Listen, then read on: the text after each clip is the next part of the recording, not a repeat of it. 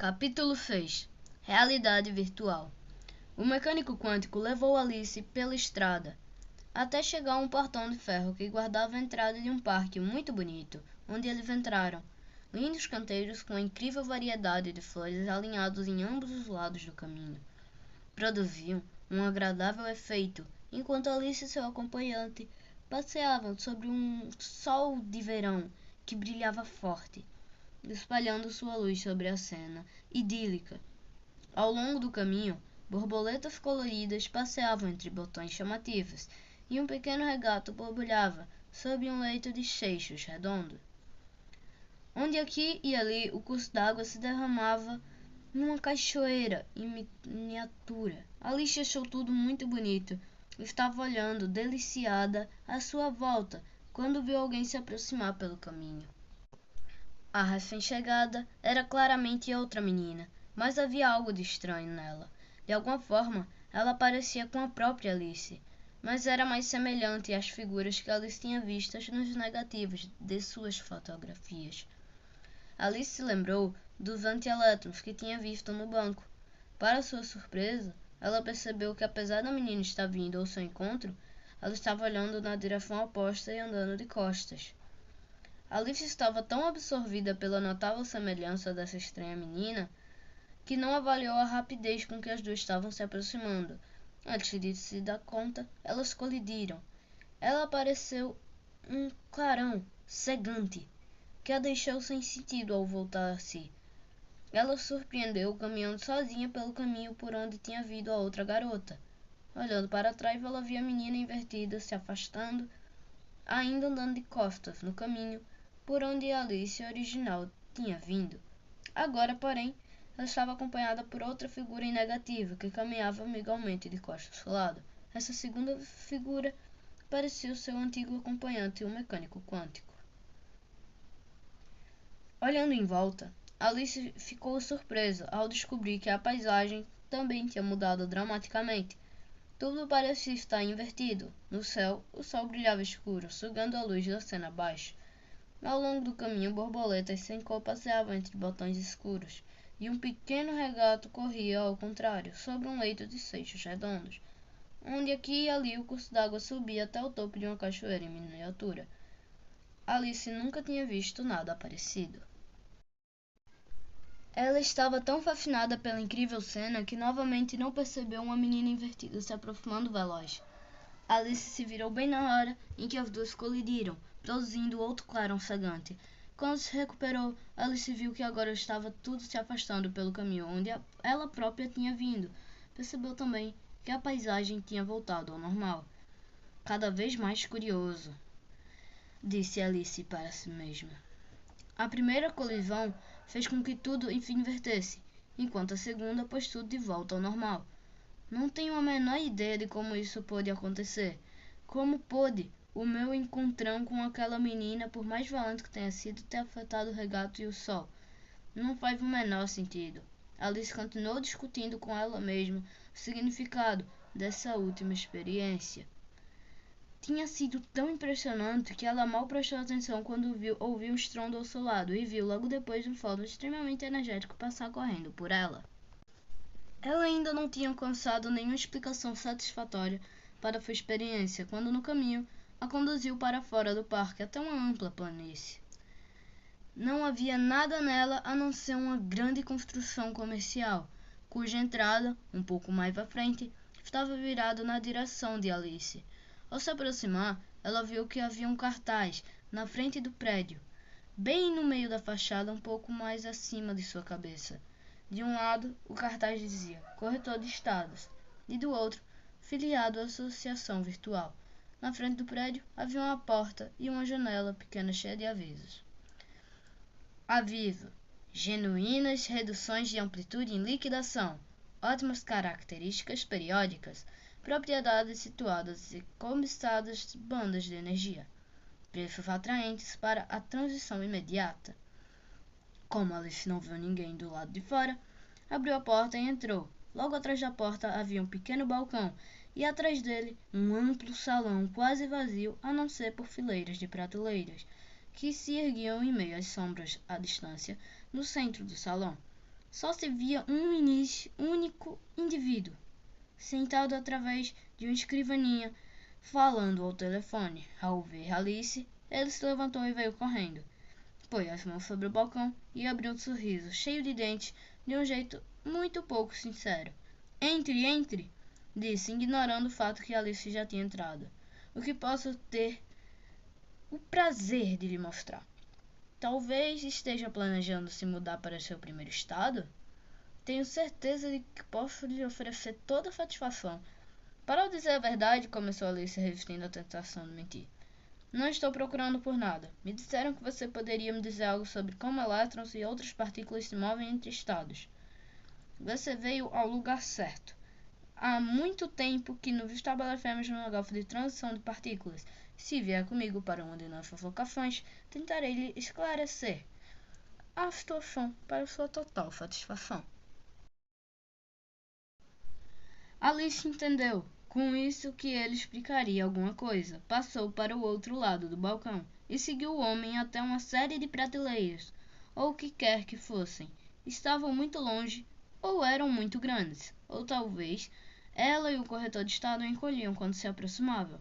Fosse como fosse, ela viu que agora que estava se aproximando, elas pareciam como um grande quarteirão de edifícios. Havia um cartaz que dizia: Mansões periódicas. As prateleiras eram bem abertas e na frente Alice conseguia ver os elétrons se movimentando em cada nível. Aí está um bom exemplo dos estados de qualidade construídos em níveis de energia bem espaçados. Cada um deles é ocupado pelo número permitido de elétrons, até o nível mais alto ocupado. Acima dele há vários estados vagos, mas atualmente não há espaço para mais elétrons nos níveis mais baixos. Quando um elétron é um inquilino antigo, não há, é claro, espaço para ainda outro elétron. Normalmente, se ninguém se intrometer, o elétron não tem inclinação alguma a sair de um estado de uma vez que tenha ocupado. Porém, se esperarmos um pouco, pode ser que vejamos um movimento forçado. Alice esperou olhando para o prédio e logo depois viu um fóton entrar correndo pela porta da frente. Houve uma agitação e um dos elétrons no nível mais baixo acendeu e sumiu de vista. Alice olhou em volta para ver onde o fóton tinha vindo. Estacionando o próximo prédio, havia um pequeno caminhão com os seguintes dizeres pintados ao do lado: Mudanças fóton. Fazemos todo o trabalho de transição. Que sorte! Exclamou o contente corretor de estados. Um fóton doou a sua energia para um elétron no nível mais baixo, e a excitação o levou a um dos estados vagos lá de cima. Não é sempre que ocorre uma mudança no nível fundamental. Isto cria uma vaga bem atraente. Devo tomar providências imediatamente. Ele saiu correndo e voltou logo depois com um cartaz pregado na estaca que ele fincou no chão. O cartaz dizia: Propriedade vaga. Ótimo estado no nível fundamental. Mal ele tinha posto o cartaz no lugar, e um dos elétrons do segundo nível deu um grito e caiu para o andar de baixo. Mais uma vez, lá ele se aquietou e continuou, como se nada de errado tivesse acontecido. Quando ele caiu, Alice viu um fóton sair correndo, porque o elétron não tinha caído. Muito. A energia contida nesse fóton era bem menor do que aquela contida no fóton que atingiu o primeiro elétron. O corretor de estado suspirou, tirou um pincel do balde que havia trazido junto com o cartaz. Começou a cobrir as palavras. Nível fundamental e a escrever segundo nível, no lugar. A tinta mal tinha secado quando Alice viu outro grito agudo. Um elétron do terceiro nível tinha caído para o espaço vago do segundo. O corretor de estados praguejou e mudou seu cartaz de novo, escrevendo terceiro nível. Jogou o pincel dentro do balde e olhou para o prédio. Outro grito agudo, um elétron alto do prédio tinha caído para o terceiro nível. O corretor de estados arrancou o cartaz da estaca, jogou no chão e começou a pisoteá-lo. Com licença, disse Alice, hesitando em interromper aquela demonstração de emoção.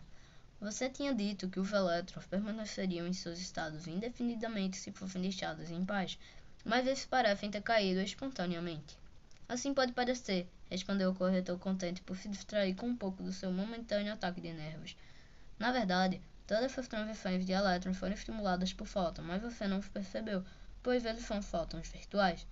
Fótons virtuais têm um papel muito importante em todas as interações de elétrons.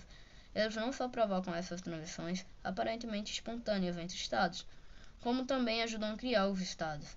As mesmas partículas que mantêm um elétron em seu estado estável são também aquelas que forçam o elétron a deixá-lo.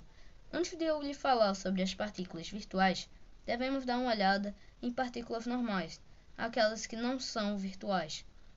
Elas normalmente são conhecidas como partículas reais.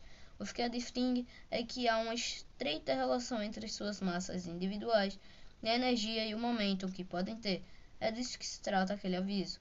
O corretor apontou para um pequeno adesivo impresso em papel verde fosforescente que tinha sido colocado na entrada do prédio. Estava escrito: partículas reais fazem tudo na camada de massa.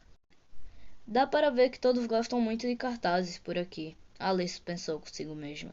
Esse soa bastante sugestivo, mas devo admitir que não entendo o que ele diz. A camada de massa, disse o corretor, como se respondendo aos seus pensamentos, é a região em que energia e momento se relacionam da maneira específica necessária para as partículas reais. É o caminho reto e estreito trilhado pelas partículas convencionais e inflexíveis. Se você quiser ter força na comunidade e poder se mexer as coisas aqui, você tem de ser capaz de transferir o momento. Se quer que algo se mova do lugar onde está, ou se quer impedir que algo se afaste, você deve transferir o momento em qualquer um dos casos. Você está tratando com um movimento e movimento significa momento. Pouco importa se você quer iniciar um movimento ou impedir um movimento. São as mudanças no momento que desviam objetos de suas trajetórias e as fazem mudar. Igualmente, é o controle do momento que faz as partículas tomarem um trajeto determinado. Elétrons podem ser estimulados por fótons a fazer transições em qualquer sentido, causando absorção estimulada ou emissão estimulada. Elétrons que foram excitados para níveis mais altos de energia acabam decaindo para um estado inferior, se houver algum disponível, mesmo se aparentemente não houver fótons presentes. A isso chamamos de decaimento espontâneo. A mecânica quântica diz que toda transição é causada por alguma coisa. Elas não acontecem sem nenhum motivo. As quedas aparentemente espontâneas são na verdade causadas por fótons, mas não fótons reais. Elas são estimuladas por fótons virtuais, flutuações quânticas do vácuo. Em volta de toda a carga elétrica há uma nuvem de fótons virtuais, cuja interação com outras partículas encarregadas cria um campo elétrico. Por constituírem o campo elétrico, esses fótons virtuais estão sempre presentes em um átomo e podem produzir quedas aparentemente espontâneas de estados eletrônicos. Na camada de massa não se pode ter momento sem dispor da energia cinética da própria massa. Que você tiver uma partícula com muita massa que tenha muita energia já investida em sua massa de repouso, não precisa de tanta energia cinética adicional para lhe fornecer uma determinada quantidade de momentum. Quanto precisaria uma partícula mais leve, todas as partículas reais precisam ter uma determinada quantidade de energia se quiserem ter momentum. Isso vale até para os fótons, que não têm nenhuma massa de repouso. O corretor meteu a mão no bolso e tirou um monte de documento. As condições são bem precisas. Se as partículas reais as obedecerem, estão livres de qualquer dívida energética. Podem se mover como quiserem, o quanto quiserem. Estão livres para ir e vir. Você deve ter visto a regra. O que não é proibido é compulsório. Vi sim, respondeu Alice, ansiosa para mostrar seus conhecimentos. Foi no banco de Heisenberg. A gerente me falou sobre o momento e a outra regra. Continuou o corretor, entusiasmado, sem nem mesmo parar para ouvir a resposta de Alice, que diz: aquilo que é proibido deve ser feito rapidamente. Essa é a regra seguida pelas partículas virtuais. Elas não são muito discutidas na sociedade clássica e educada, mas têm um papel muito importante para o mundo. As partículas virtuais se comportam de uma maneira que as leis clássicas dizem não ser permitido.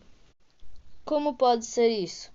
Perguntou Alice, um pouco ingenuamente. Com certeza, se algo for proibido, nenhuma partícula poderá fazê-lo. O corretor ouviu e respondeu. São flutuações quânticas que permitem que isso aconteça. Disse. Se já esteve no banco, vai se lembrar de que as partículas podem pedir energia emprestada por pouco tempo. Quanto maior a energia, menor o tempo, é claro. Você já deve ter ouvido a expressão: o difícil fazemos agora, o impossível demora mais um pouco. Bem, na mecânica quântica, o impossível não demora mais um pouco, mas dura um pouco menos. Partículas virtuais podem desfrutar de todos os benefícios de energia que não possuem por um curto período de tempo de experimentação gratuita. Isso inclui serem capazes de transferir momento. Deve ser um período muito curto, disse Alice pensativa. E é mesmo, mas é de graça. Por isso todos querem. Você terá uma apreciação melhor das partículas virtuais quando as tiver visto. Mas eu não consigo vê-las, reclamou Alice. A questão é essa. Você não consegue vê-las agora, o corretor respondeu rapidamente. Mas verá, quando puser meu capacete de realidade virtual. Ele começou a andar rapidamente na direção de onde tinham vindo, e Alice torceu para que não tivesse ofendido. Ficou aliviada ao vê-lo voltando, carregando um capacete que parecia algo altamente tecnológico. Tinha um visor transparente que cobria toda a frente e um longo fio que ficava preso a um plugue na parte de trás. O fio percorria todo o caminho por onde eles tinham vindo até sumir de vista. Aqui está, disse ele triunfante. Uma maravilha de tecnologia moderna. É só colocar e você verá o mundo das partículas virtuais. Alice ficou um pouco nervosa ao olhar para o capacete. Era grande e parecia bem complicado, e até pensou ela um pouco sinistro. Mas já que ele iria revelar o mundo das partículas virtuais, de que ela tanto tinha ouvido falar, não havia por que não tentar. Ela colocou o capacete na cabeça, era bem pesado. O corretor mexeu em algo e fez um ajuste do lado do capacete, onde ela não conseguia ver. A visão através do visor ficou embaçada, com pontilhos brilhantes e, quando sua visão clareou, tudo tinha mudado dramaticamente. Alice ainda via os elétrons em vários níveis, mas agora, em vez de parecerem estar dentro de um edifício alto, ela os via posicionados em uma rede de linhas que ligavam um elétron ao outro, como se fossem moscas presas nos fios brilhantes da teia de uma aranha gigante. Olhando mais atentamente para os fios, ela percebeu que eles eram feitos de fótons, mas fótons muito diferentes daqueles que ela tinha visto na academia. Na teoria quântica, o conceito de uma partícula não é tão preciso quanto na física clássica. As partículas carregam e transferem energia numa forma quantizada, em pacotes discretos. Em muitos casos, elas têm massas definidas, o que a distingue claramente de outras partículas e lhes permite carregar quantidades específicas de outras quantidades, tais como carga elétrica. Fótons têm massa de repouso nula, que também é um valor definido. Partículas reais, aquelas com longa existência, têm relações restritas entre os valores de massa, energia e momento, onde as partículas são criadas e destruídas e têm uma existência efêmera. Elas não obedecem a essas regras estritas, e as flutuações quânticas em sua energia podem ser grandes. Isso é especialmente válido para aquelas partículas que são intercambiadas para promover a interação entre outras partículas. Toda a energia de tais partículas é uma flutuação quântica. Elas são literalmente criadas do nada. O vácuo não é um vaziozinho absoluto, e sim uma estrutura gigante, fervilhante dessas partículas de vida curta. Todos os fótons que ela tinha conhecido até então se moviam com muita velocidade, mas ao menos se moviam normalmente. Eles começavam em uma posição e um pouco depois estavam numa nova posição, mesmo que essas posições não fossem muito bem definidas. No intervalo entre um e outro, os fótons passavam por todos os pontos intermediários. Alice nunca pensou que seria possível viajar de alguma forma, mas alguns desses fótons virtuais pareciam fazer exatamente isso. Ao olhar para eles, Alice tinha muita dificuldade em dizer qual direção em que iam, ou mesmo se estavam realmente se movendo de maneira normal. Um fio determinado da teia, que representava o comportamento de um fóton, parecia estar ao mesmo tempo nas posições dos dois elétrons que ele interligava, sem aparentemente estar se movendo da maneira normal de um lado para o outro. Assim ela desaparecia, enquanto outros apareciam em outros lugares da grande teia de fótons que ligava as cargas elétricas de todos os elétrons. Era uma visão bonita e incomum. Os fótons virtuais eles se moviam de todas as maneiras possíveis, enquanto alguns fótons pareciam ter dominado a arte de viajar de um ponto a outro, sem realmente precisar que o tempo passasse entre dois eventos. Enquanto Alice olhava interessada a estranha cena, ela começou a ouvir um ruído no capacete perto de sua orelha, que foi imediatamente seguido por um clique. Na teoria quântica, as partículas exibem propriedades classicamente associadas a ondas contínuas, paralelamente com os campos de força clássicos. São compostos por partículas. A interação elétrica entre duas partículas carregadas quaisquer é causada pela troca de fótons entre elas. Esses fótons têm uma existência curta, o que significa que são bem localizáveis no tempo e por isso sua energia é indefinida. São partículas virtuais, cuja energia e momentum podem flutuar para longe dos valores que seriam normais para uma partícula de longa duração. A visão que ela tinha à sua frente tremulou e voltou a ter o aspecto mundano que tinha antes dela pôr o capacete. Alice reclamou alto por perder aquele quadro fascinante. Desculpe-me, disse o corretor. Infelizmente há um mecanismo de tempo embutido no mecanismo. Minha ideia era fazê-lo funcionar com moedas. Alice ainda estava impressionada demais pela visão para dar alguma atenção às desculpas do corretor, e tentou descrever para ele o que tinha visto. Assim como todas as pessoas que Alice tinha conhecido nesse estranho mundo, ele começou imediatamente para dar uma demorada explicação. Esse é só mais um exemplo de como uma partícula virtual faz coisas que uma partícula normal não pode fazer. É um pouco como a penetração de barreiras. Acho que você já deve ter visto em algum penetração de barreiras. Me disseram que sim, respondeu Alice com cuidado. Vi alguém atravessar uma porta assim que cheguei aqui e me disseram que ele conseguia fazer isso porque sua função de onda se espalhava para dentro e através da porta, gerando uma pequena probabilidade dele ser observado do outro lado. É verdade. Essa parte da função de onda permitiu que seu amigo penetrasse uma barreira, que teria detido uma partícula clássica. Ele não tinha energia suficiente para atravessar a barreira, por isso, ao atravessar a porta, ele estava num tipo de condição virtual. Há poucas partículas, e se é que há alguma, que são inteiramente reais. Quase todas têm alguns aspectos virtuais. Apesar de algumas serem mais virtuais do que outras, os fótons de troca que você estava observando são quase inteiramente virtuais. A regra geral diz que as partículas virtuais não obedecem às regras, mas mesmo assim não conseguem escapar delas por muito tempo.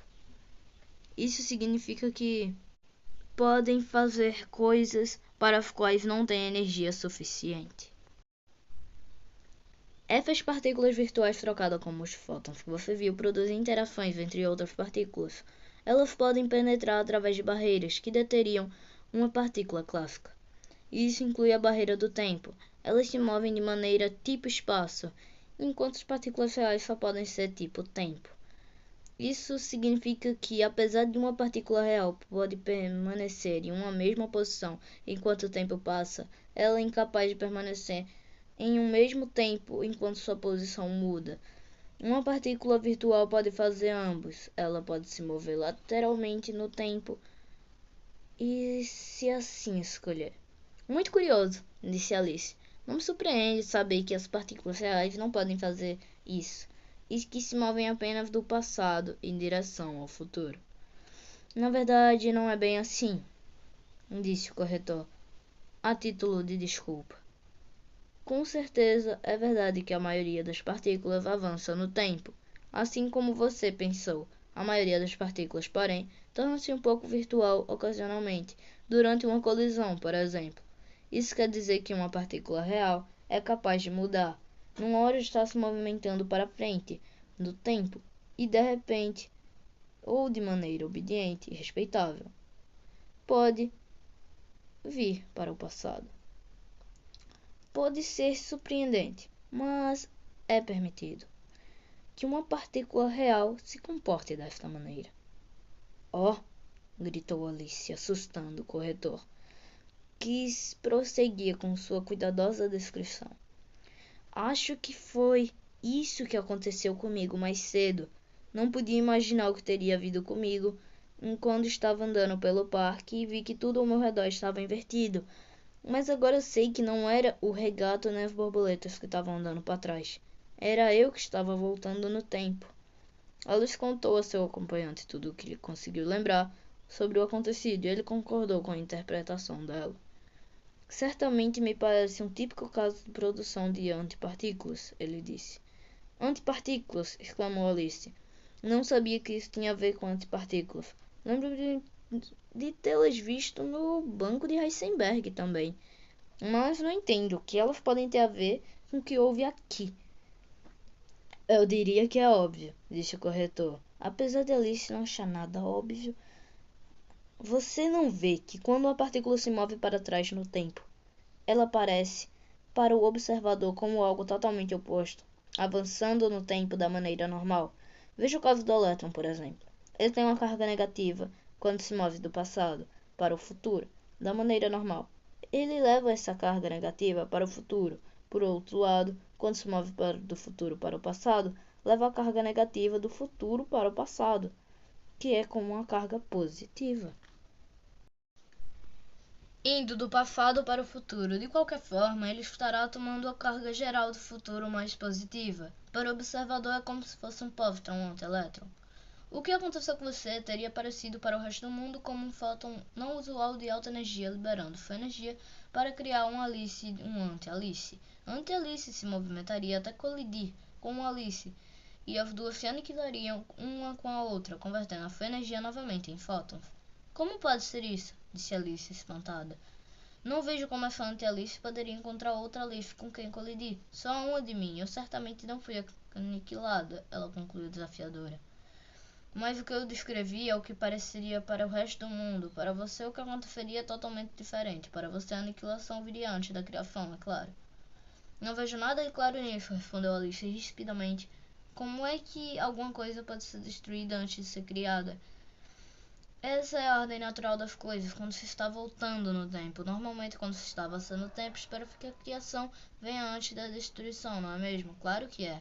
Nesse caso, se você estiver voltando no tempo, você naturalmente espera que a criação venha depois da destruição. Afinal de contas, você está vivendo os acontecimentos na ordem inversa. Eu esperava que você percebesse isso sozinha. Você estava caminhando calmamente ao lado do mecânico quântico, quando de repente colidiu com a anti-Alice. No ponto de vista do seu acompanhante, você e a anti-Alice foram ambas destruídos, e a energia de sua massa foi levada embora por fótons altamente energizados. Meu Deus, coitado do mecânico! Exclamou Alice. Ele deve estar pensando que fui destruída, então. Então como é que posso encontrá-lo para tranquilizá-lo? Não me preocuparia muito com isso, disse Alice, o corretor. Acalmando-a, com certeza um mecânico conhece a aniquilação de antipartículas e saberá que com você apenas voltou no tempo. Sem dúvida, ele está esperando esbarrar com você a qualquer hora, cedo ou tarde.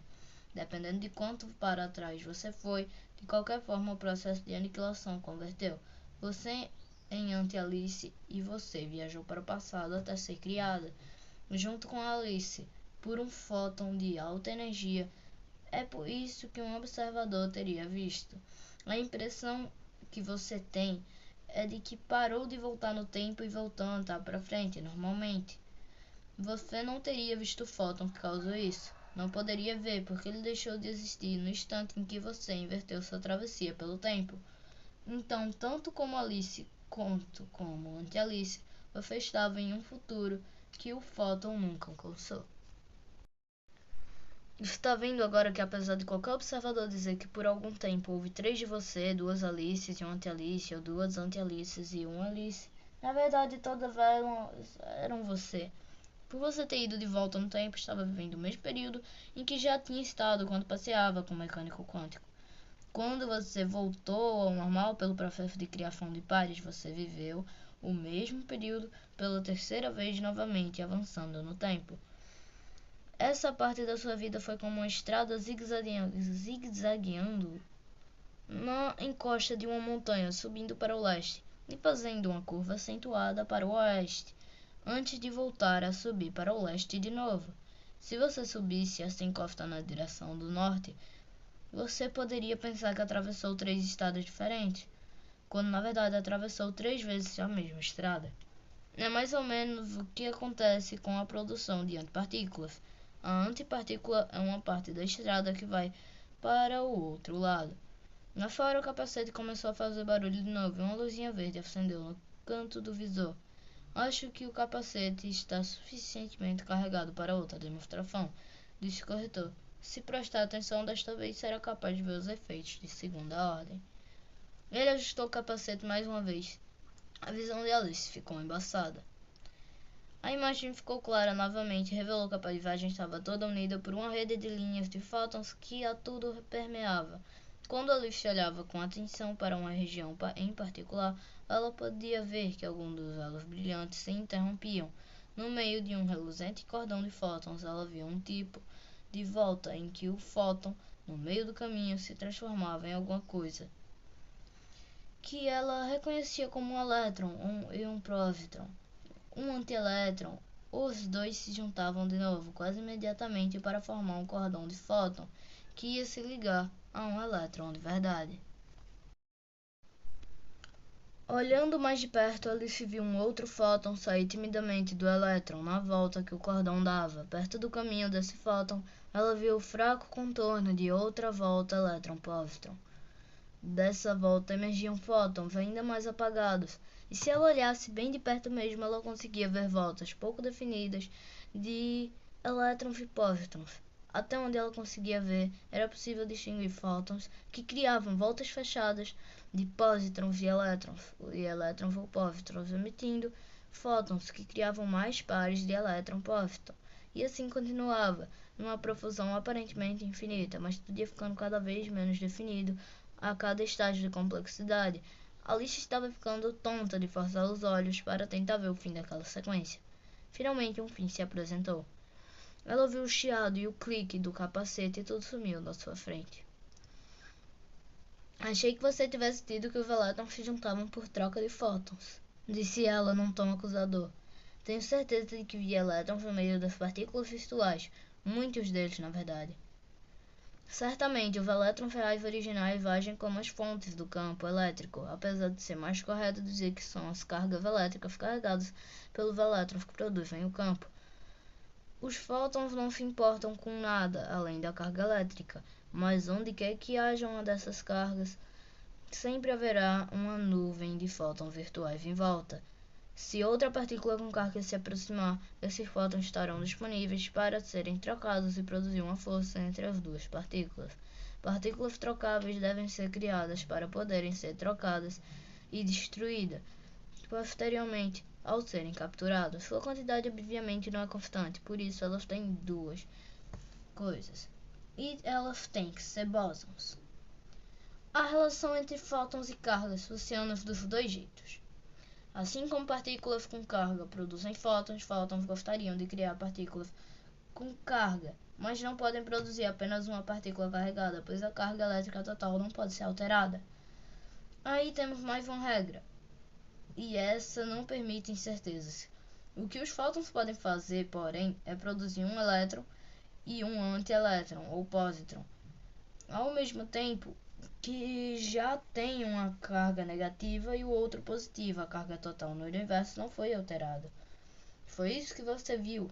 Os fótons virtuais produzem pares virtuais de elétrons e pósitrons que se anulam um ao outro e voltam a ser um fóton durante a breve vida dos dois.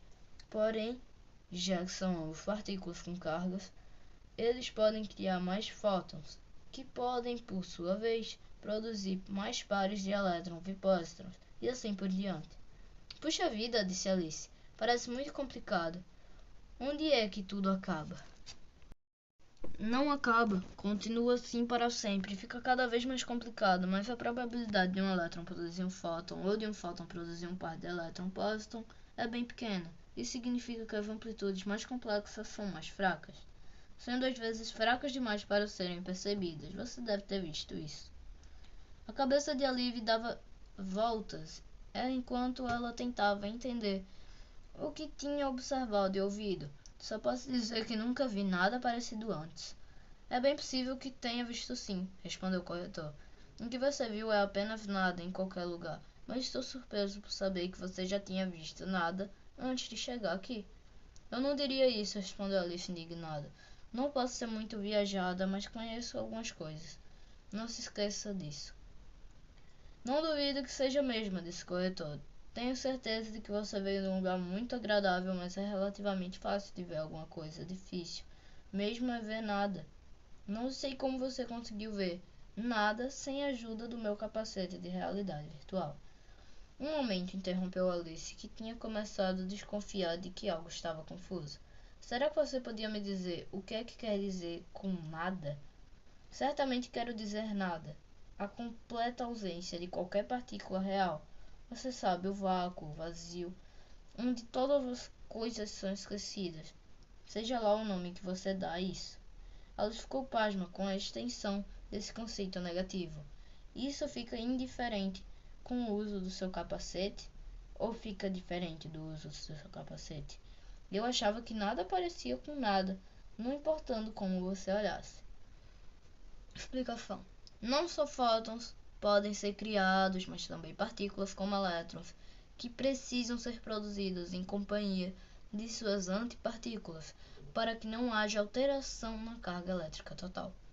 É preciso de energia para criar as massas de repouso de duas partículas como essas, mas a energia necessária pode estar disponível por um breve período, como uma flutuação de energia. Tal flutuação pode ocorrer mesmo se não houver nenhuma energia presente a princípio, e as partículas podem ser criadas literalmente do nada. Espaço vazio é na verdade um caldo borbulhante de pares partícula-antipartícula. Claro que importa como você olha. O vácuo não pode ser a melhor vizinhança, mas há muitas atividades secretas. Venha que eu lhe mostrarei. O corretor começou a andar com um passo acelerado e Alice o seguiu através de seu escritório. Era cada vez mais difícil para ela acreditar que eles ainda estavam dentro de um escritório, um prédio, pois tudo parecia muito amplo. Andaram por algum tempo com Alice brigando com o peso do capacete e do cabo, que ia se esticando atrás dela. Tomara que esse fio seja bastante comprido, disse ela para si mesma. Tenho certeza que logo vou chegar ao fim dele. As menções periódicas em que Alice tinha observado os elétrons foram logo deixadas para trás, e eles ainda continuam a andar, justamente quando Alice estava prestes a implorar por uma parada para descansar. Ela viu na sua frente uma coisa que parecia um lago ou uma praia de um mar extremamente calmo. Quando chegaram perto, ela pôde ver que era um lago muito grande, isto aparentemente ilimitado, mas se fosse um mar, seria o mar mais estranho que ela já tinha visto.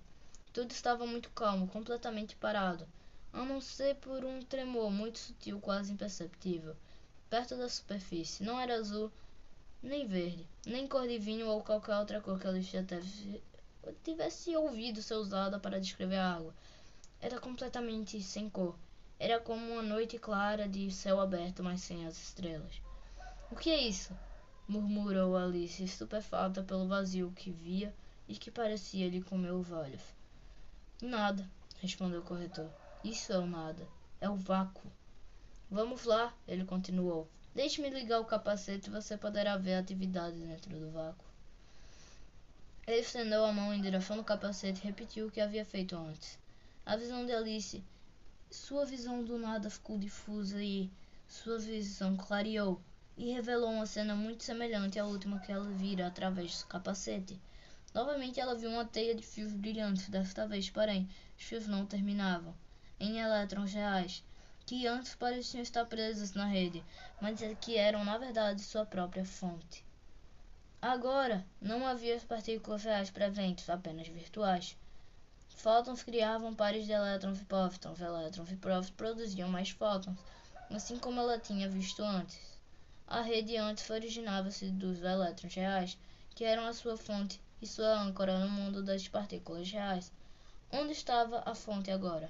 Os pares de elétrons e prótons eram produzidos por fótons. Os fótons eram produzidos pelos pares de elétrons e prótons, que eram produzidos pelos fótons, e Alice tentou percorrer as linhas de partículas de trás para frente para ver se conseguia achar a fonte, mas percebeu que estava andando em círculos. Ela sentiu que devia ter perdido o fio da meada e estava tentando seguir as linhas com mais cuidado, quando ouviu o já conhecido ruído e o clique do capacete. Toda a cena desapareceu. Alice novamente explicou ao corretor o que tinha visto, o que não tinha visto, e disse que dessa vez ela tinha sido incapaz de decidir que partículas criavam outras partículas. Não estou surpreso, respondeu o corretor. Todas elas se criam mutuamente. É como a história do ovo e da galinha. Todos estão nascendo e pondo ovos ao mesmo tempo. Como isso é possível? Perguntou Alice. Tem de haver uma fonte, eles não podem vir do nada. Não só podem, como vieram, foi a resposta. A única coisa que impede a produção de partículas e antipartículas é normalmente a necessidade de fornecer energias para as massas de repouso das partículas. E as partículas virtuais não são inibidas por isso. É tudo uma grande flutuação quântica. E de verdade, então? Perguntou Alice. Todas as partículas estão mesmo lá? Estão sim, e são bem reais. Mesmo que não no sentido técnico de partículas reais, elas são uma parte do mundo tão vital quanto de qualquer outra. Acho que você já viu pelo capacete tudo aquilo que não precisava saber, ou que precisava, disse ele, tirando o capacete da cabeça de Alice. Não vamos precisar dele agora. Vou acionar o mecanismo de retração do cabo. Ele apertou um botão e o capacete começou a enrolar o cabo, e foi puxando por ele, rolando na direção de onde Alice e o corretor tinham vindo, como se fosse uma aranha mecânica até sumir de vista. Mesmo depois do capacete ter desaparecido, a cabeça de Alice ainda estava cheia com aquelas cenas maravilhosas que ela tinha visto e descoberto, as quais ela remexia em silêncio enquanto caminhava ao lado do corretor, distado ao longo da praia do vácuo infinito. Explicações. 1. No interior dos átomos, os estados permitidos para os elétrons têm níveis de energia muito espaçados, e são apenas esses níveis que os elétrons podem ocupar. Um elétron só pode se transferir de um desses estados se for para outro vazio, e ao fazer isso, sua energia sofre uma alteração de uma quantidade determinada. A diferença de energia entre dois estados, um átomo em seu estado normal ou fundamental, tem seus níveis de energia muito baixos uniformemente preenchidos com elétrons, mas há níveis superiores que estão normalmente vazios. Quando o elétron é excitado para fora de sua posição inicial, ele para em um desses níveis superiores vazios ou abandona inteiramente o átomo. Um elétron que tenha sido excitado para um nível superior pode cair de volta para um nível de energia mais baixo se houver espaços vazios disponíveis. Quando o elétron é transferido para um nível de energia mais baixo, ele deve se livrar do excedente de energia, fazendo isso emitindo um fóton. É assim que os átomos emitem luz, porque todos os elétrons ocupam estados definidos dentro do átomo. Qualquer fóton que seja emitido só pode ter uma quantidade de energia igual. A diferença entre a energia contida no estado inicial e final do elétron, isto abre um vasto leque de possibilidades, mas ainda assim impõe uma restrição sobre a energia que um fóton pode ter. A energia do fóton é proporcional à frequência e, por conseguinte, à sua cor. Por isso, o espectro da luz produzido por um átomo consiste em um conjunto de linhas de frequências específicas. Um espectro em um determinado tipo de átomo é sempre característico dele. A física clássica não tem explicação para esses espectros. 2. Partículas virtuais têm uma imprecisão tanto no tempo quanto na energia. Essa imprecisão aparece como flutuações de energia em que as partículas se comportam como se tivessem mais ou menos energia do que deviam. Outra manifestação dela aparece como incerteza no tempo. Em um sistema quântico, as partículas parecem ser capazes de estar em dois lugares ao mesmo tempo, ou, ao menos, sem amplitudes que estão. As partículas podem até inverter o tempo físico. O físico Richard Feynman explica: as antipartículas são como partículas que andam para trás no tempo. Isso explica a maneira como as propriedades das antipartículas são expostas às partículas. Uma carga elétrica negativa levada de volta no tempo equivale a uma carga positiva se deslocando em direção ao futuro. Em ambos os casos, a carga positiva do futuro está aumentando.